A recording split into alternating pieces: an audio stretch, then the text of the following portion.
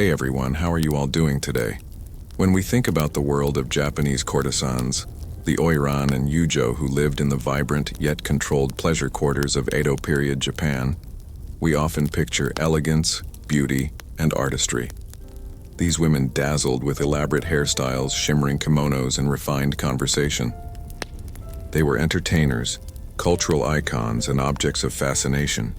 But behind the painted smiles and the lantern-lit streets, life was far more complicated. Courtesans lived under strict rules, constant surveillance, and relentless expectations. And one of the greatest challenges they faced, the one that could determine their survival or downfall, was pregnancy. In an age without reliable contraception, pregnancy was a dangerous interruption in a courtesan's life. Unlike noble women who might be celebrated for bearing children, courtesans were valued for their availability and allure. To become visibly pregnant was to risk losing clients, income, and the protection of the brothel. In some cases, it could even lead to being cast out entirely. Because of this, the women of the pleasure quarters developed their own hidden strategies, some ingenious and others heartbreaking, to deal with pregnancies. Herbal remedies, secret rituals, whispered advice passed from elder courtesans to the younger ones. These methods formed a kind of underground knowledge, a survival guide never written in official records, but lived out in quiet desperation. At the same time, the larger society often turned a blind eye. Officials and patrons benefited from the existence of courtesans, but rarely acknowledged their struggles. Their pregnancies were not celebrated events, but secrets to be managed quickly, quietly, and often painfully. In this hidden world, pregnancy was not just a matter of biology, it was a test of survival. Each courtesan's choices reflected the collision between personal vulnerability and the demands of a system that valued them more as symbols than as human beings. In the hidden world of the Yoshiwara and other licensed quarters, courtesans did not have access to doctors in the way wealthy, noble families did. Instead, their knowledge of pregnancy prevention and termination often came from tradition, whispered advice, and folk medicine passed down through generations of women. One of the most common strategies relied on herbal remedies. Midwives, older courtesans, and local healers knew of plants that could regulate or disrupt menstruation. Mugwort, ginger, and pennyroyal were among the herbs used in teas or powders, believed to stimulate the body to flush out a pregnancy in its earliest stages. While these remedies sometimes worked, they could also be dangerous, causing intense cramps, bleeding, and long-term health problems. Yet for many women, the risk was preferable to the certainty of losing their livelihood. Other methods were more ritualistic. Some courtesans turned to Shinto or Buddhist practices, visiting small shrines at night and making offerings in secret. They prayed not only for protection but for discretion for their situation to remain hidden. The spiritual aspect gave them a sense of control over what was otherwise terrifyingly uncertain. There were also harsher methods, whispered of but rarely spoken aloud. Physical exertion, deliberate falls, or binding the stomach tightly with cloth were desperate measures taken when herbs failed. These practices could cause lasting harm, but in a world where being discovered pregnant could mean abandonment or punishment, women often felt they had no choice. It is striking to realize that even within an organized system like Yoshiwara, so carefully regulated by the shogunate, these crucial aspects of women's lives were left entirely to secrecy. Authorities collected taxes from brothels, enforced curfews, and dictated appearance. Yet the health of courtesans was never truly a concern. Their methods of dealing with pregnancy were invisible to official history, preserved only in oral traditions and the resilience of the women themselves. What these practices reveal is the extraordinary pressure courtesans endured. They were at once admired as cultural icons and abandoned as individuals. Every sip of bitter tea, every whispered ritual at a shrine, carried the weight of survival. Pregnancy in the life of a courtesan was never a private matter for long.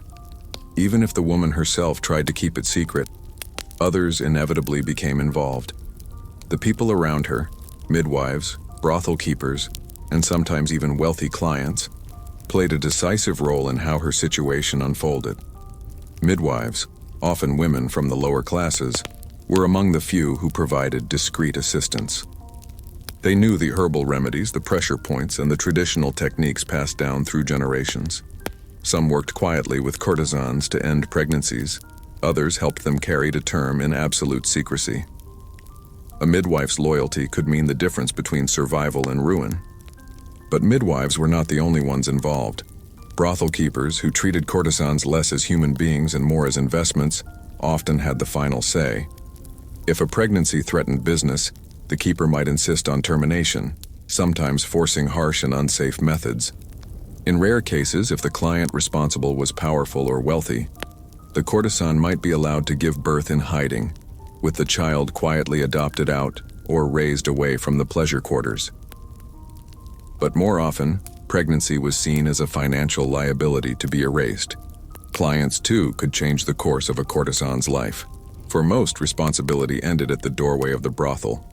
Yet occasionally, a patron developed genuine affection or a sense of guilt and intervened. Some provided money for discreet medical care or arranged for the child's adoption. Others, though, denied involvement entirely, leaving the courtesan to bear the consequences alone. These negotiations were rarely written down. They happened behind screens, in whispered exchanges, and in moments of desperation. A courtesan's fate depended not on her wishes, but on the choices of those who controlled her body, her livelihood, and her reputation. What stands out is how precarious her life truly was. Every relationship, whether with a midwife, a keeper, or a patron, could be a lifeline or a noose. In such a world, pregnancy was not only a physical condition but a web of power, secrecy, and survival. For a courtesan, keeping a pregnancy hidden was more than a matter of health. It was a matter of survival. If word spread beyond trusted circles, the consequences could be devastating. In the rigid social structure of Edo, Japan, where courtesans were both idolized and stigmatized, the discovery of a pregnancy risked destroying not only a woman's career, but also her fragile sense of security. Within the brothel, exposure meant shame and punishment.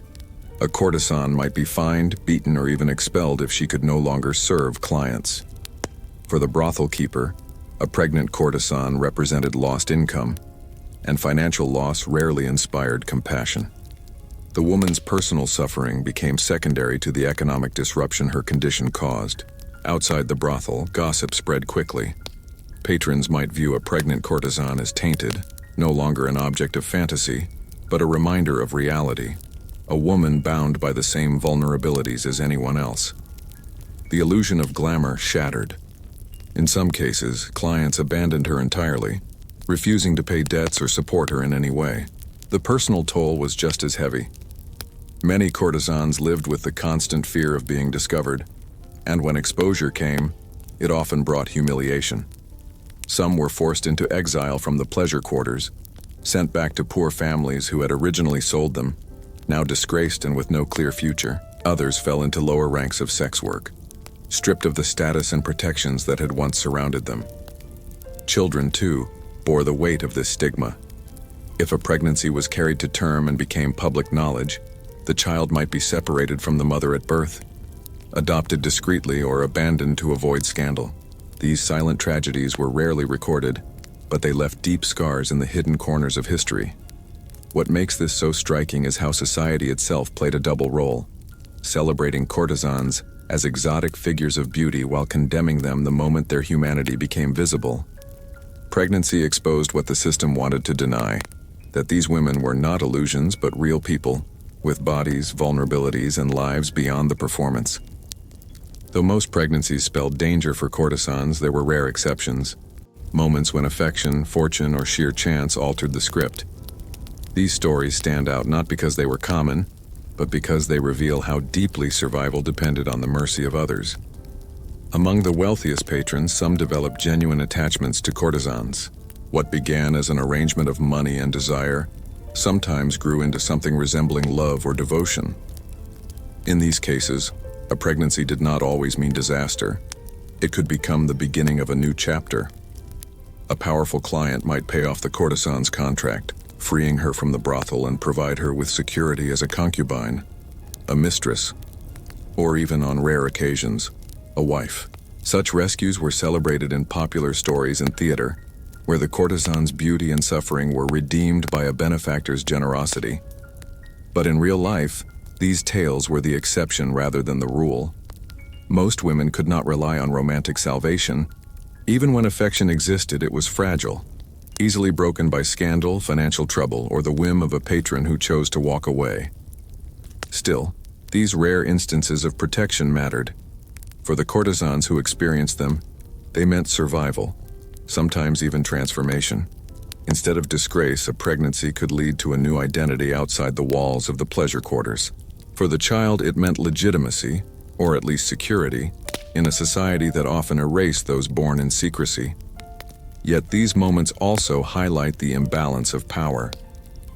A courtesan's future depended less on her own choices than on whether a man of means decided she was worth saving. Her body, her fate, her child's destiny, all could hinge on the unpredictable blend of love, obligation, and prestige in the mind of a patron. This fragile possibility of escape gave courtesans hope, but it also reinforced the cruel truth. For most, survival required not just resilience, but luck and the intervention of those with power. In the world of Japanese courtesans, the tension between image and reality was constant. Courtesans were celebrated as living works of art, symbols of refinement, eroticism, and fleeting pleasure. They embodied fantasies carefully staged through clothing, makeup, and performance. But pregnancy shattered that illusion, forcing society to confront a truth it preferred to ignore. The courtesan was a woman, not a dream. Culturally, motherhood in Edo period Japan carried a strong aura of respectability and duty. Wives and concubines of samurai or merchants were expected to produce heirs and manage households. Maternity symbolized stability, lineage, and honor. For courtesans, however, the same condition was stripped of its dignity. Their pregnancies were not framed as blessings, but as disruptions, reminders of the very humanity their profession sought to conceal. Ironically, art and literature sometimes flirted with this contradiction. Ukiyo-e prints occasionally depicted courtesans in maternal roles, nursing an infant holding a child, romanticizing the idea of love and fertility even within the pleasure quarters. But these images were fantasies for the viewer, not reflections of reality. In life, pregnancy was more often erased than celebrated, hidden behind walls of secrecy and silence. The symbolism was telling. Courtesans represented desire unbound, the promise of escape from duty and family life. To see them pregnant was to be reminded of consequence, responsibility, and permanence, all the things their world was designed to deny. This is why brothel owners, patrons, and even society at large worked so hard to conceal or erase these pregnancies. They broke the illusion. For the women themselves, the contrast was devastating. They moved daily between two identities, the adorned figure of fantasy and the fragile human body vulnerable to change. Pregnancy exposed the gap between those worlds in the starkest possible way. What emerges is a cultural paradox. In a society that revered motherhood in one sphere, it condemned it in another. For courtesans, pregnancy was not a path to honor, but a dangerous crossing into shame.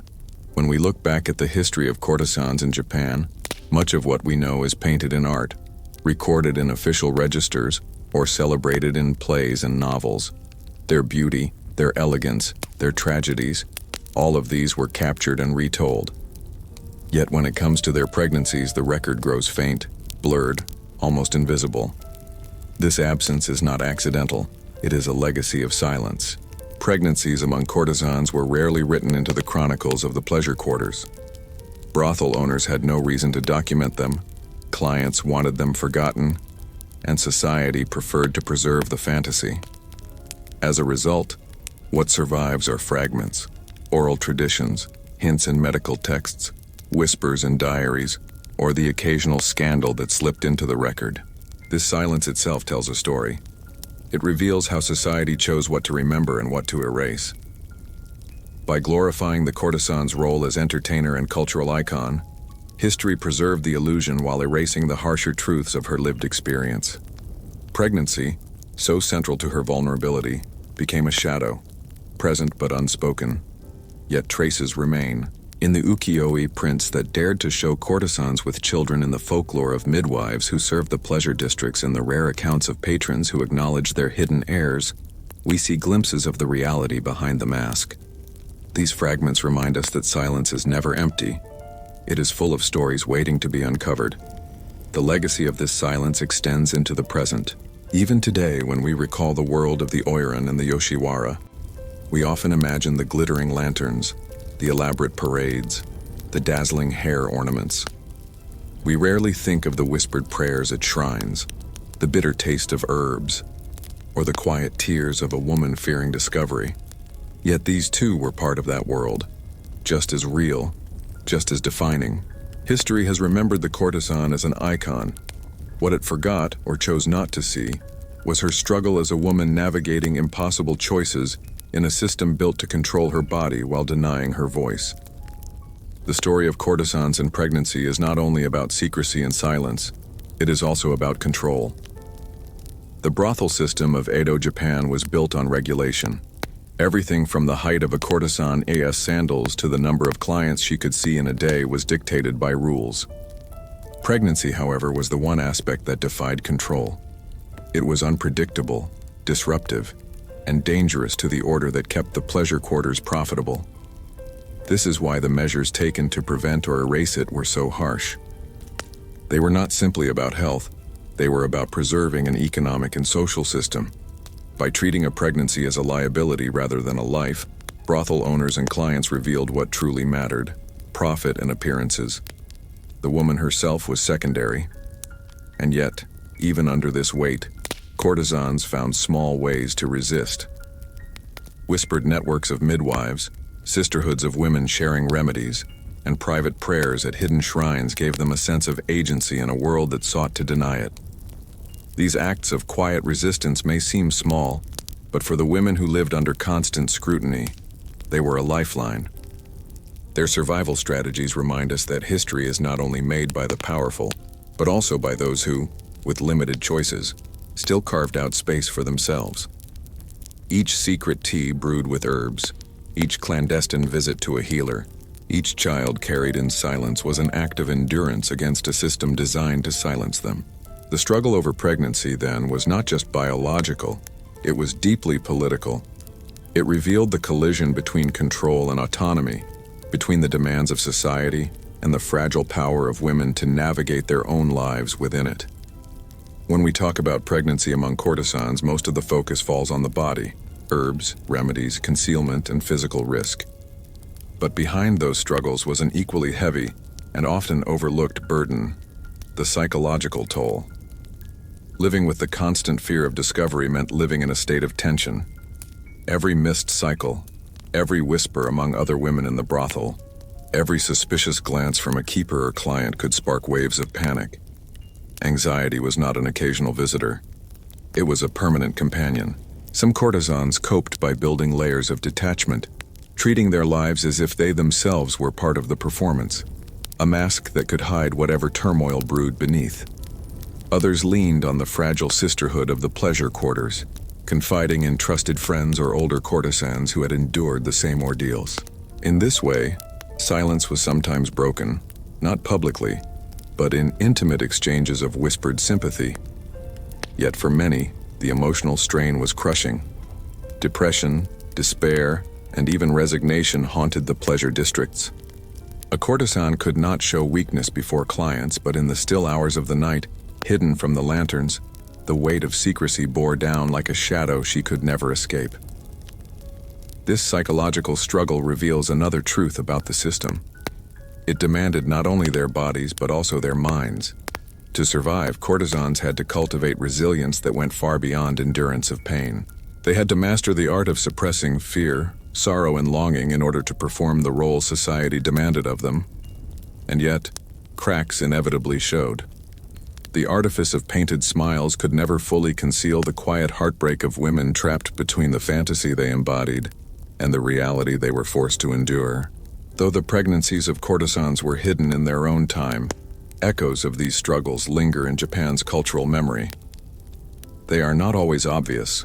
Rarely do official histories or celebrated works of art dwell on them. But the traces are there, woven into folklore, theater, and even the silences themselves. Kabuki plays, for instance, often dramatize the lives of courtesans with stories of tragic romance and doomed devotion. While pregnancy was seldom depicted directly, the themes of sacrifice, shame, and hidden suffering mirrored the realities women endured in the pleasure quarters. Audiences wept at the downfall of heroines on stage, perhaps never realizing how close those stories came to the lives of real women just beyond the theater doors. In ukiyo-e, the famous woodblock prints of the Edo period, courtesans were shown in dazzling robes, their beauty eternalized in ink. Yet occasionally, one finds images that hint at more domestic scenes. A woman holding a child, a quiet moment of tenderness. These prints were rare, almost transgressive, because they broke the fantasy. But their very existence suggests that the reality of pregnancy and motherhood could never be erased completely, no matter how hard society tried to silence it. Even today, the courtesan remains a symbol in Japanese cultural imagination, sometimes romanticized as a tragic beauty, other times celebrated as an icon of refinement. Yet what is often forgotten are the hidden costs, the private sorrows, and the resilience required to endure the burdens placed upon them. In this way, the silence of the past becomes a lesson for the present. The courtesan stories remind us that what is not spoken of can still shape memory, lingering in shadows and reappearing in art, myth, and imagination. Their struggles with pregnancy may not have been recorded in ledgers, but they echo in the cultural memory of a society that simultaneously idolized and erased them. The story of Japanese courtesans and their hidden pregnancies is not just about secret remedies, whispered rituals, or the weight of shame. It is about the choices history makes, what it remembers, and what it prefers to forget. The painted faces, the dazzling lanterns, the parades through the Yoshiwara, those became part of cultural memory. But the fear, the sorrow, the whispered prayers over bitter herbal teas, those were left in silence. And yet silence is never truly empty. It carries the echoes of lives lived in the margins, women who endured impossible choices in a system that demanded they be symbols rather than human beings. By piecing together these fragments, we see not just their suffering, but their resilience, the quiet resistance of survival in the face of a world determined to erase them. Perhaps the real question left for us is this: what other voices even today are being painted over by society's illusions, waiting for someone to listen?